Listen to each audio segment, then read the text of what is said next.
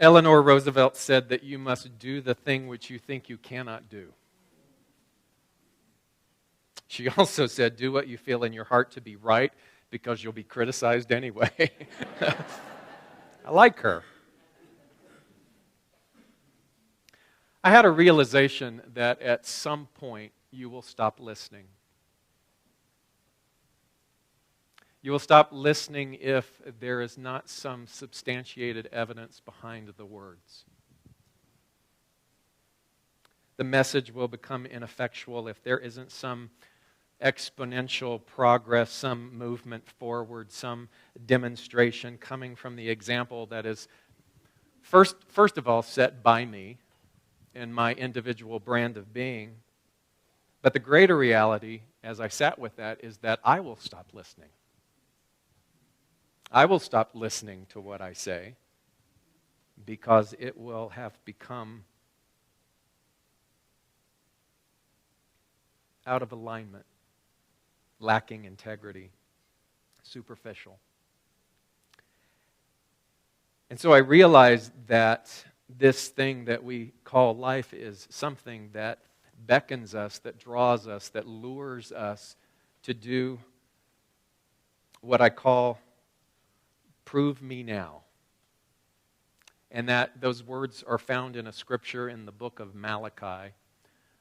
And the scripture references the fact that God said to the people, prove me now, and he was instructing them in the art of tithing to put away part of their harvest, to give away a tenth of whatever it is that they earned in order to prove the fact that regardless of what is given away, that there will be a surplus, there will be something added to the vessel within the individual, to prove me now.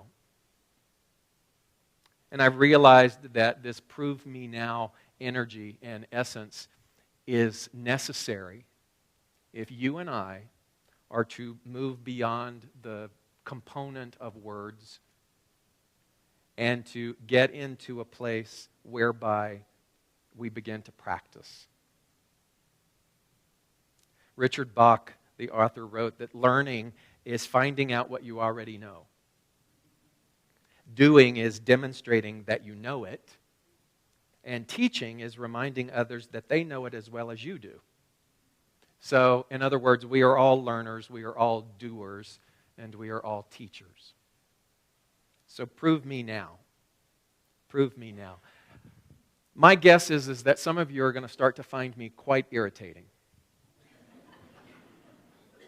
Because I am not the same person that I was when I left. And my own personal level of standards cannot help but bleed into the invitation that I extend to you and the way in which you live your life. So what is the point of all of this prove me now? It's about the fact that I have to enter into the private closet sanctuary of my internal being to do the work that is authentic, and so are you.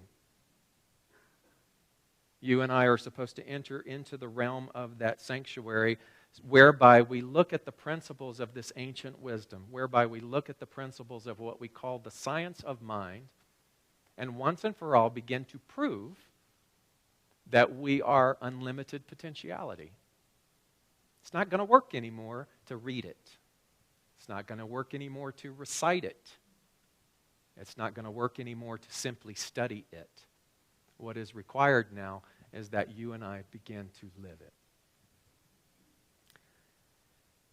So I go to this place called Africa because I saw this thing about climbing Kilimanjaro and it looked really good on paper.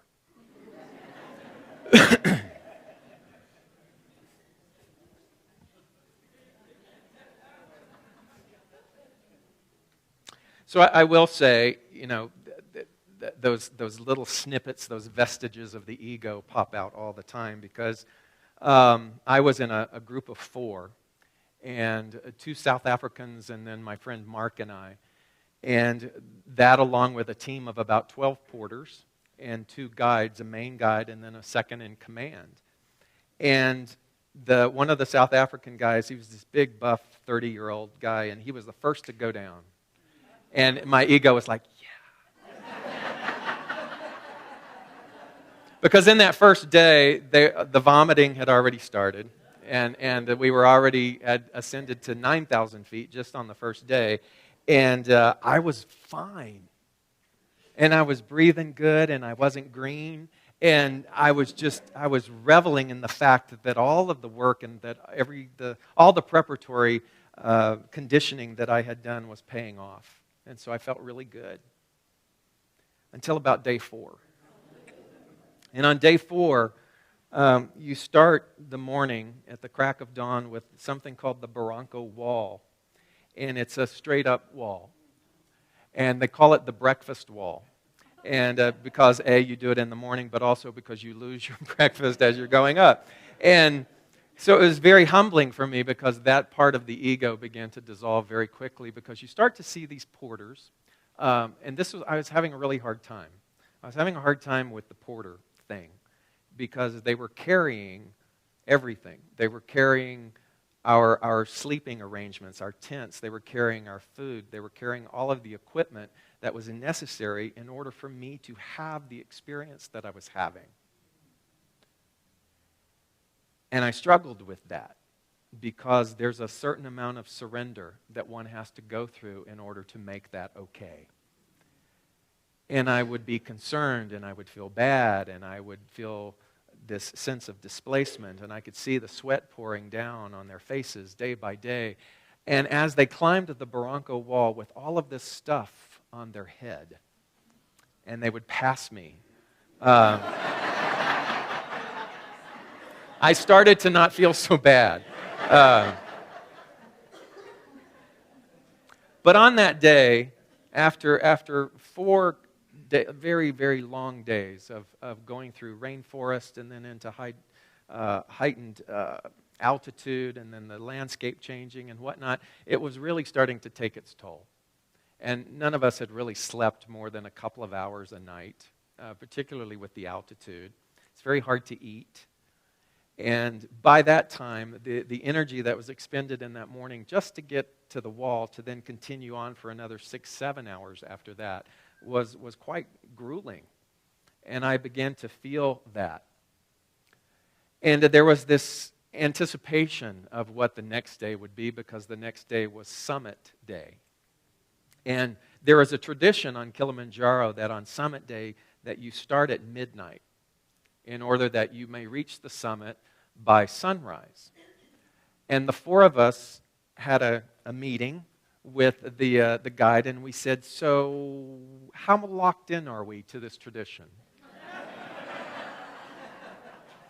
And if we break tradition, is there some African curse that will come down? And so what do we do? And so we decided collectively, and he said, no curse. And he said, what if we start at 3 a.m. instead of midnight? And that way, you're climbing in the dark. And so that way, the amount of time climbing in the dark is minimalized, and you will reach dawn, and you'll be able to see better, even though you have these headlamps on. So we all agreed that that was a really great thing. Except for the fact that all of the rest of the camp was getting up at 11:45 to start, and there was hacking and coughing and vomiting, and so even resting in the tent was not very luxuriating because you could hear everything, and you just wanted it to start. So 2:45 in the morning came, and we began, and in the first 30 minutes, I was in trouble. And you're climbing in the dark, and I'm breathing very heavily. By this time, we're well above 18,000 feet in the air. And so I'm like, and our guide, his name was Harold, and Harold would say, you're breathing wrong. And I'm like, and he would try to demonstrate that I needed to breathe through my nose and out my mouth, and I would try, but it was not enough oxygen for my body. And so I just would suppress it because everything carries. And we move along through that day, and I was last. And they did a switch around where John, the second in command, took the other 3, and Harold came back, and he hung by me. And he would just walk, and he walked in prayer position. It was very fascinating. He would walk beside you, but he would walk with his hands in namaste. And I asked him, I said, why do you do that? Thinking that he was going to give me some big spiritual answer. And he did it for balance. So,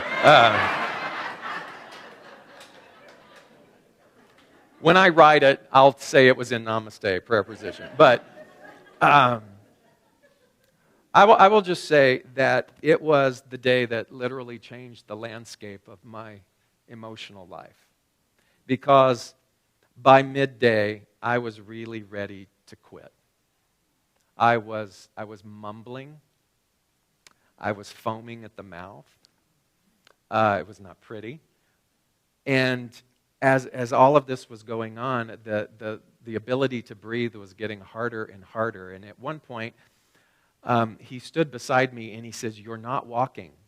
And I had no idea. I was just standing there wobbling like this.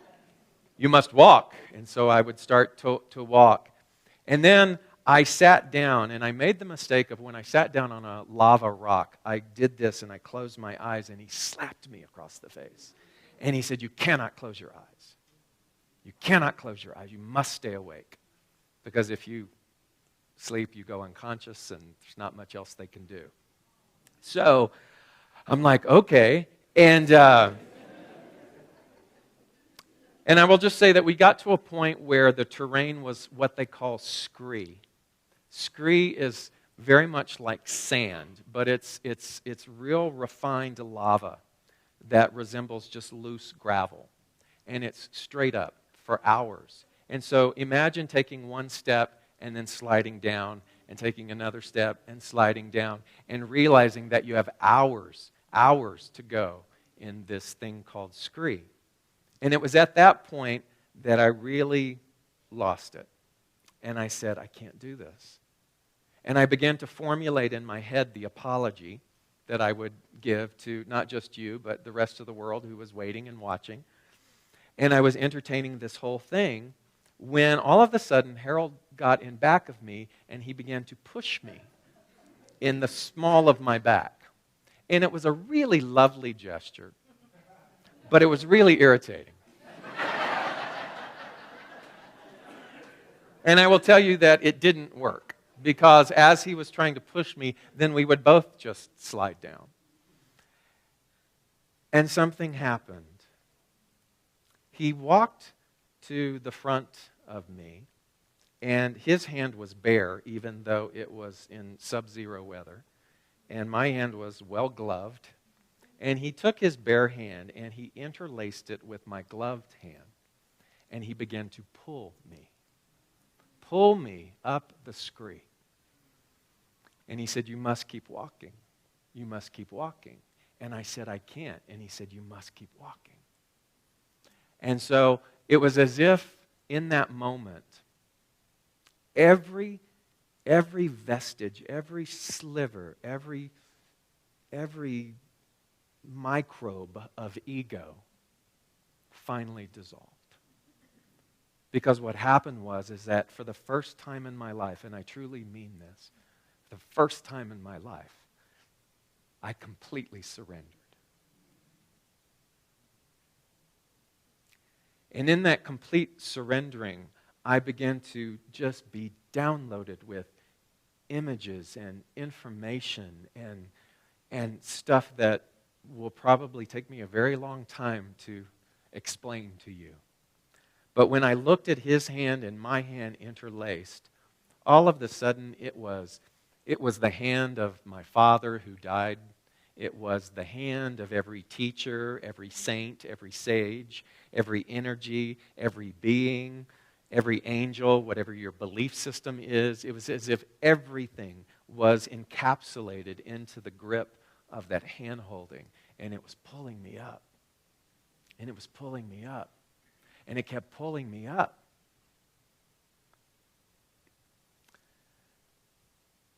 And after several hours of scree and being pulled up, we stopped, and I was standing there, and he was pulling his pants up because he had been so pulling me up that his pants kept sliding down. And so he was pulling his pants up, and when he did it, and I was looking down, I didn't close my eyes, I was looking down, he started to yell. He started to yell, and I thought he was yelling at me in Swahili. And I turned to look at him to go, what? And as I looked at him, he's pointing up, and they say that time stands still. And it does. Because in that moment of looking up, there was literally, there's no way to measure, but there was a 4-ton boulder flying right at us. It was like Wile E. Coyote in the Roadrunner. Here it was, just coming right at us. And so in a matter of what could have only been 2 seconds, the brain does amazing things. It discerns, and then it chooses. And in the discernment, it's like, uh-oh.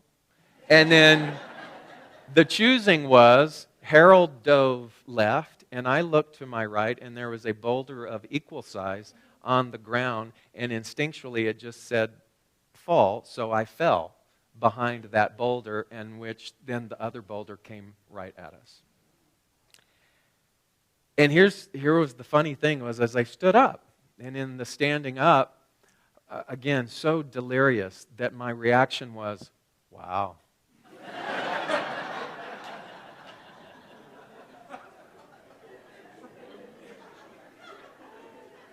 Avalanche.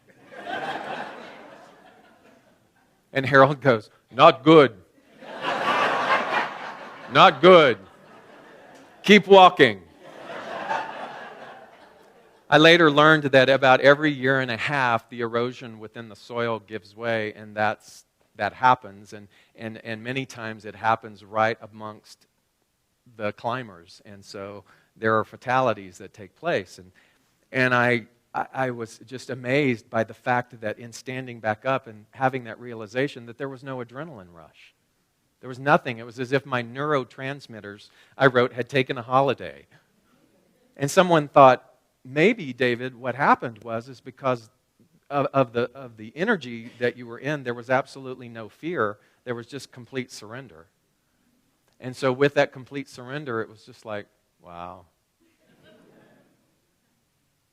And we proceeded up again. And he started to bargain with me. And he would say things like, 45 more minutes. And I can't tell you how many times he would say, 45 more minutes. And then he said, we're almost at what is called Stella Point. And he says, if you can just make it to Stella Point, you will get a certificate.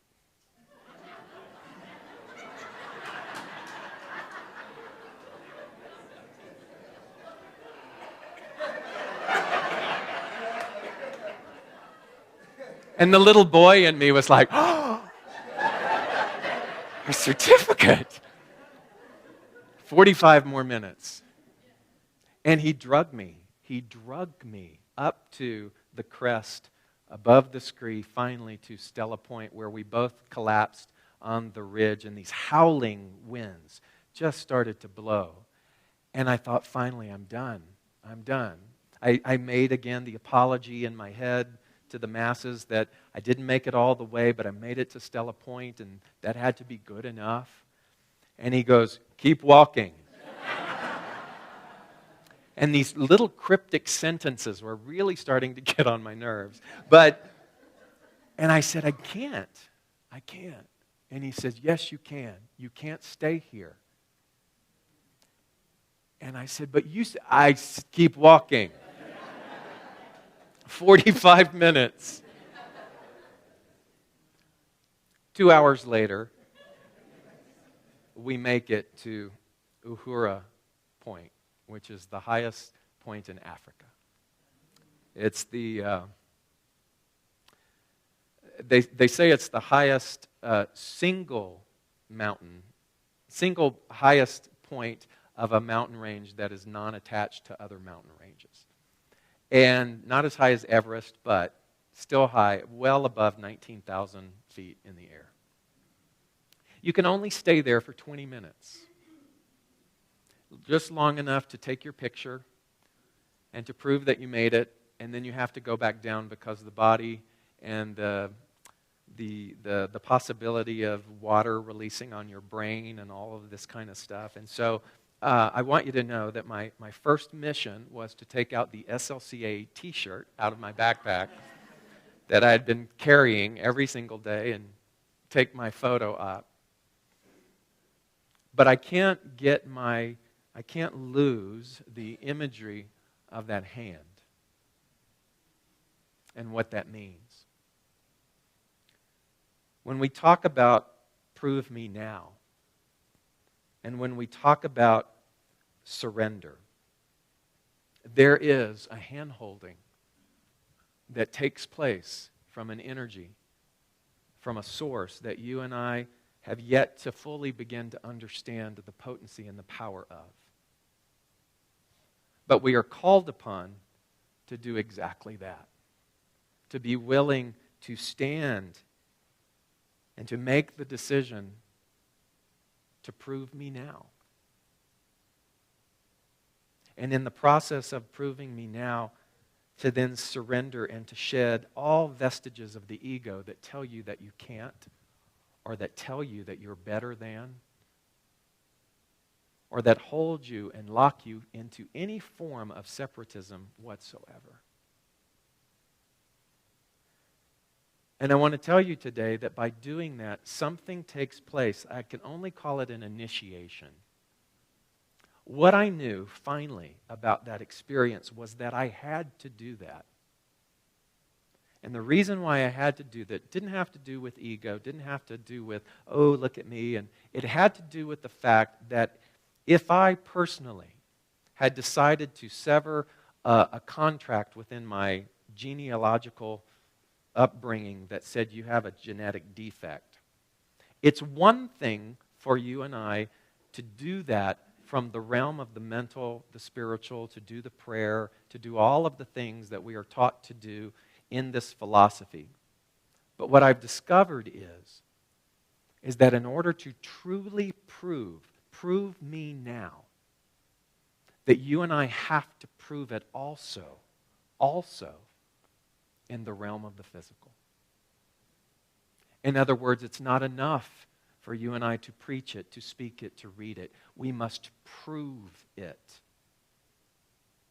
And I knew on that final summit day that was the whole reason of my existence, was to take the philosophy that we study and to prove it now and to say, this no longer has validity about me. And that every single person that says to you or says to me that you can't, the only power in their words is the power that you and I give them. And that when you climb up on the mountain, metaphorically or physically, things change. Things change. I looked at my friend Mark on that fourth night, the night before the summit, and he just looked at me, and we were just both so physically exhausted. And he said to me, dinner and drinks. And I said, what? He said, dinner and drinks. Mark and I have known each other for well over 35 years. We were chorus boys in Hello Dolly in New York City. And we've remained friends all of these years, and he's the only one that I can call to say, hey, let's do this. And he always says, okay. And he said, dinner and drinks. And I said, what do you mean? He says, the next time you call me.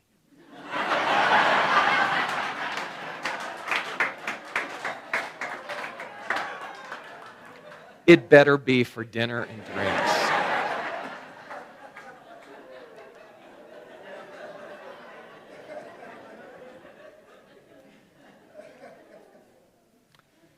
So we make it down.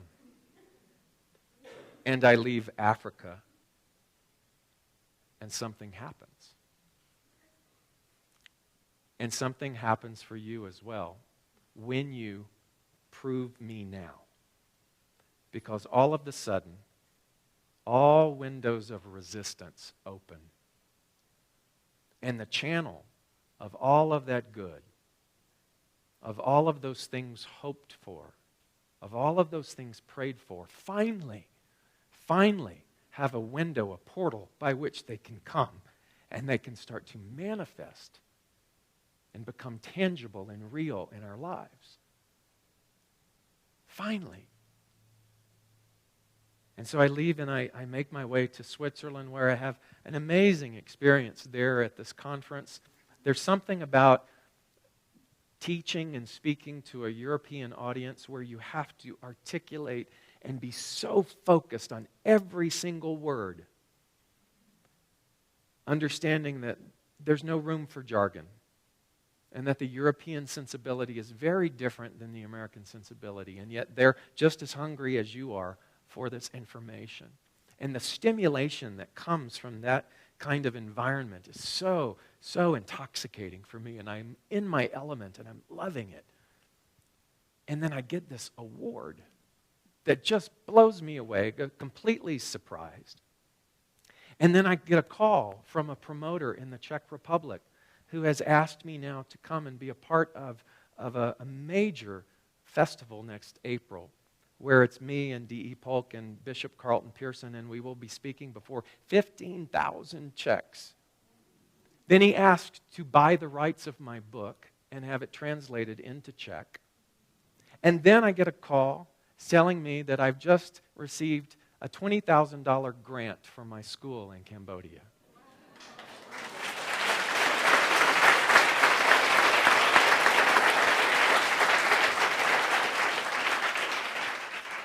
And then I meet the son of the woman who started the Montessori schools. And he now has agreed to come to Cambodia to take the Montessori teaching and all of the things to be able to implement it to the children in Cambodia.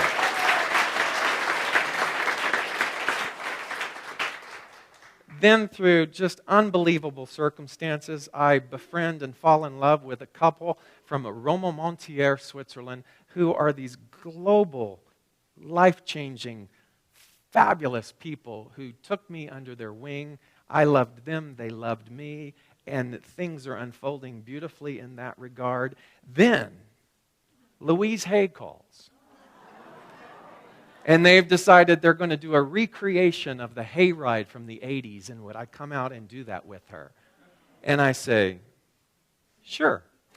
And then, on and on and on. And I haven't even gotten to Paris yet.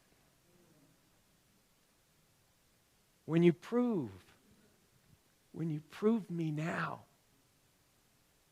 don't you see what starts to dissolve? All of the excuses, the age-old excuses, the decade, the lifelong excuses that tell you that you cannot do it. And all of the sudden, what did Eleanor say? You must do the thing that you cannot do, because when you do it, everything changes. Everything changes. A writer named James R. Cook said, do just what others say that you can't do, and you will never pay attention to their limitations again.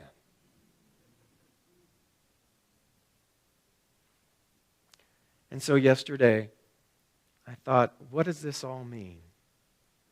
Well, I encapsulated it in 3 words. You have options. Think about that. Even the things that you think are dead and final and closed and over, you have options. You have options.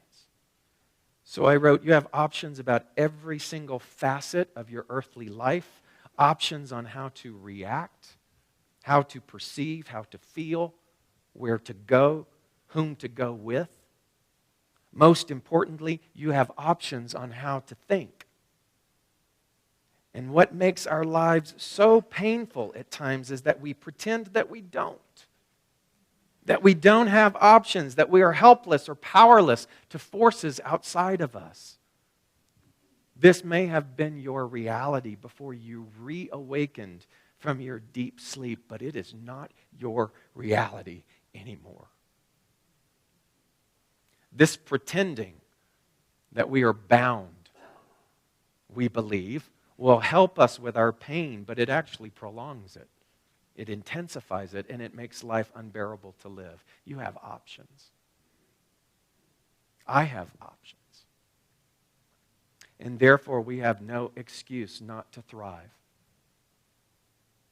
No excuse to experience genuine happiness in this world other than the reality that we have chosen the option not to.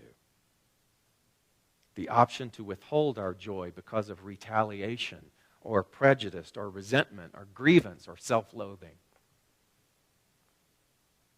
So I came across this quote from the Abraham Hicks material. So powerful. And it says, "You can never have a happy ending at the end of an unhappy journey."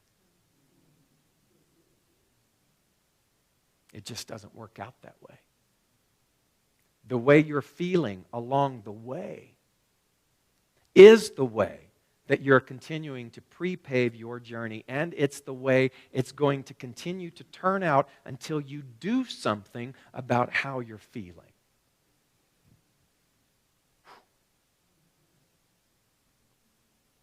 And so the answer is not in the future. The answer is right now. Right now, in this moment. And the hand that wants to hold you and pull you up has always been there. And it's time that we wake up. It's time that we become alive rather than numb to the real reason why we're here. And so I wonder if this thing called life, if all that it really is a series of hand-holding episodes, a pulling up of one another out of the seemingly impossible to begin to experience what is possible. That is my new normal. That is the mission and the vision of this place. That is the expectation that swirls around and lives and breathes and that will be fed in every heart that chooses to call this place home. I haven't even gotten to Paris yet. But I will say, I got to Paris, and I'm waiting because Ty's going to join me the next day, and it's my first day there, and I'm walking, and I'm completely lost, which I loved. And a woman next to me bends over all of a sudden, and she picks up this gold ring.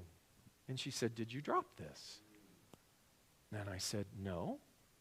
And she said, and she showed it to me, and she said, I don't have my glasses. Is there an inscription in there? And she hands me the ring, and I look, and I don't see an inscription. And I hand it back to her, and she goes, "It's my religion to give it to you." I wanted to say, "It's my religion to accept it."